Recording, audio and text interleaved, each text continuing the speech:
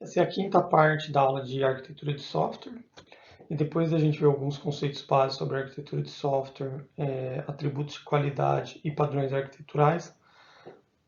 A gente vai ver como tratar ou como pensar em utilizar as táticas, usando padrões arquiteturais ou outros conceitos, para a gente conseguir satisfazer os atributos de qualidade.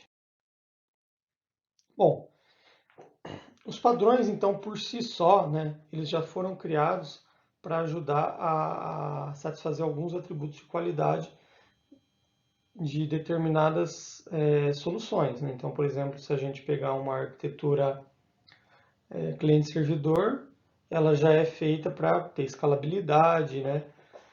Para ser fácil adicionar novos servidores, para ser fácil adicionar novos clientes. Então, quando você tem requisitos no sistema que vão para esse caminho, você pode adotar esse tipo de solução. Então, os padrões por si só eles já ajudam nesse sentido. Tá?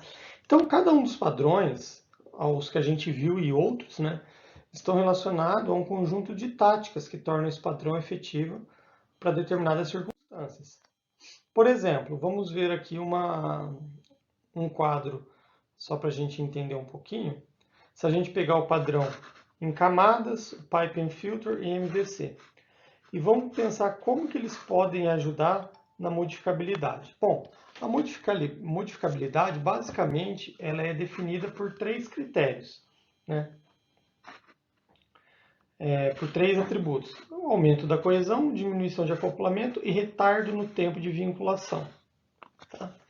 Então vamos pegar algumas características. Lógico que existem outras, né? Mas, por exemplo, aumenta a coerência semântica, abstrai serviços comuns.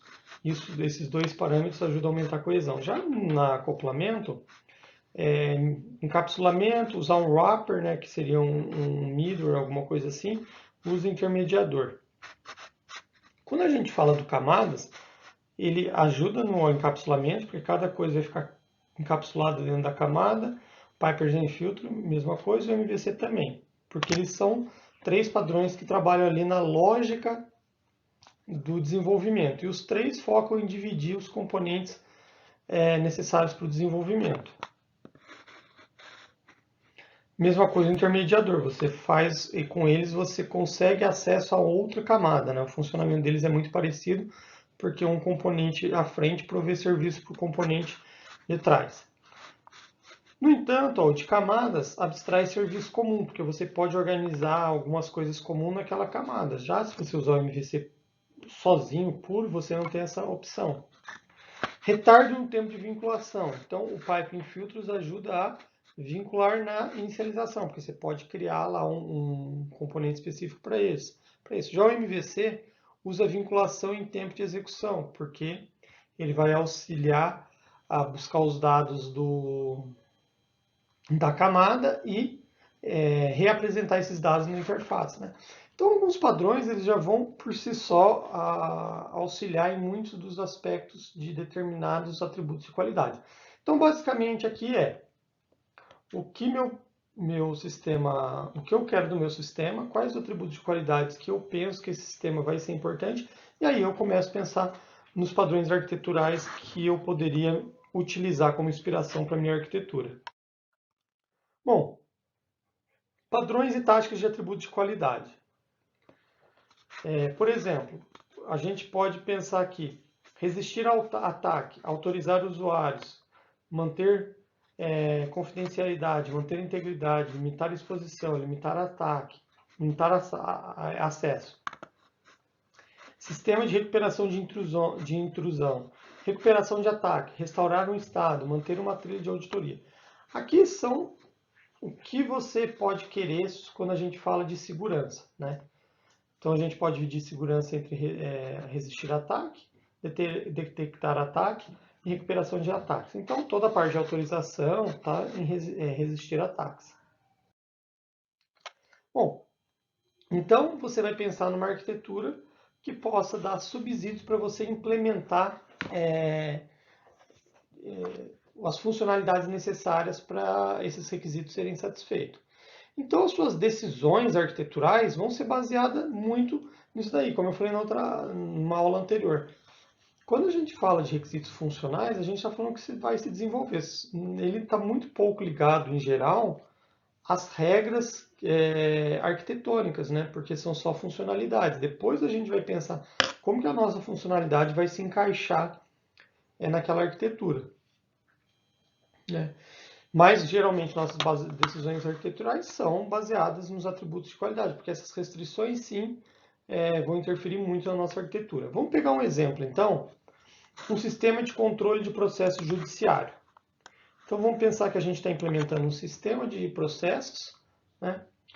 E tem essa mudança de status. Quando um processo foi recebido, ele é aceito ou não, analisado, precisa ser encaminhado, reencaminhado. Ou seja, tem uma série de trâmites que esse processo pode ter no decorrer ali da sua tramitação.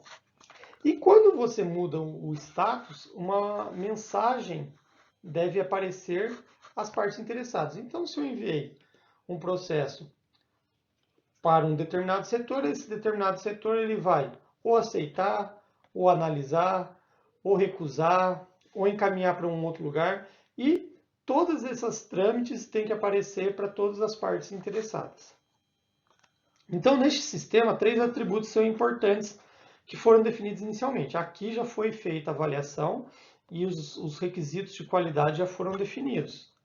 Esses atributos são segurança, custo e disponibilidade. Então, segurança, como garantir a confidencialidade e a integridade da informação? Custo, qual o custo de envio da mensagem? Disponibilidade, como garantir que a mensagem será entregue? Então, especificamente para essa funcionalidade de alterar o status e notificar o status, esses 3 itens foram detectados: segurança, custo e disponibilidade. E dentro de segurança, a gente está preocupado com a confidencialidade, que é a integridade. Com o custo, a gente está logicamente preocupado com o custo. E disponibilidade, a gente está pensando como que eu vou garantir que essa mensagem será entregue. São 3 coisas que eu devo pensar na minha decisão de projeto. Então, a gente tem um sistema, e dentro desse sistema vai ter esse módulo de envio de mensagem, e esse envio de mensagem tem que suportar esses 3 itens. Tem que ser seguro, tem que ter um custo adequado e tem que prover uma boa disponibilidade, ou seja, garantir que a mensagem seja entregue. Bom, então a gente vai considerar nesse momento que a gente vai trabalhar apenas com o atributo de qualidade e custo, e a gente vai definir que as mensagens são sem custo, só para a gente entender aqui um exemplo das nossas decisões arquiteturais. Bom, quando a gente fala de mensagem sem custo, a gente começa a pensar que tem outros atributos de qualidade que estão relacionados quando a gente vai implementar essa parte do sistema. Muito bem, eu vou enviar mensagem sem custo. Foi isso que foi decidido, essa é a restrição, meu atributo de qualidade. Bom, dentre as formas que eu posso notificar os interessados com mensagem sem custo, eu tenho que pensar em outras coisas. Primeiro, desempenho. Como que eu vou garantir que essas mensagens vão ser entregues num tempo razoável, independente do número de clientes? Ou seja, né, se eu tiver uma escalabilidade, eu tenho que me preparar para essa escalabilidade, que minhas mensagens sejam entregues com desempenho satisfatório. Outra coisa, como que eu vou alterar meu sistema e permitir esse envio de mensagem, sendo que é um sistema que já está em execução? E usabilidade, como garantir que saiba que essa mensagem foi lida? Então, esses são 3 outros atributos de qualidade que, no nosso exemplo, eles foram identificados como importantes para eu poder tomar minha decisão de projeto. Então, a gente vai trabalhar o nosso sistema. O sistema de envio de mensagens, a gente considerou esses 3 primeiros atributos importantes: segurança, custo e disponibilidade. E depois, especificamente para custo, foi decidido que era sem custo. E a gente identificou que esses mais 3 atributos eram necessários. Então, a gente está trabalhando apenas com esse cara aqui, né? Apenas com o envio de mensagem, considerando o fator de custo. Então, vocês veem que as decisões de projeto podem envolver várias partes do sistema que devem ser levadas em considerações. Aqui a gente está levando em consideração apenas uma decisão arquitetural para o envio de mensagens. Então, não estamos pensando na arquitetura como um todo, mas a nossa arquitetura vai ter que suportar esse tipo de funcionalidade. E daí a gente pode usar uma técnica que é uma matriz para a gente identificar possíveis soluções e o impacto dessa solução, né, para a gente poder aplicá-la.